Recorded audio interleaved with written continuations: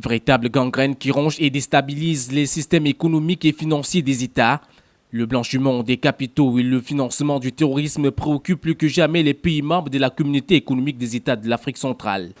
Cette question préoccupe la communauté internationale dans son ensemble, du fait des conséquences graves pour la sécurité et la stabilité des États, ainsi que l'intégrité du système financier de nos pays respectifs. Réunis depuis ce jeudi dans le cadre de leur 5e conférence annuelle, les responsables des agences nationales d'investigation financière du Cameroun, du Gabon, de la République centrafricaine, de la Guinée équatoriale, du Tchad, du Congo et de la République démocratique du Congo associés aux travaux, devront donc trouver des méthodes efficaces permettant d'anticiper et de prévenir toute action terroriste dans la zone CEMAC. Le financement du terrorisme, parlons-en, est, comme je l'ai relevé, un sujet qui préoccupe la communauté internationale.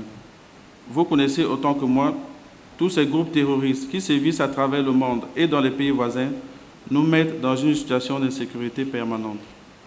C'est pourquoi le gouvernement du Congo, qui adhère à cette vision, prône la mutualisation des efforts pour venir à bout de ces fléaux.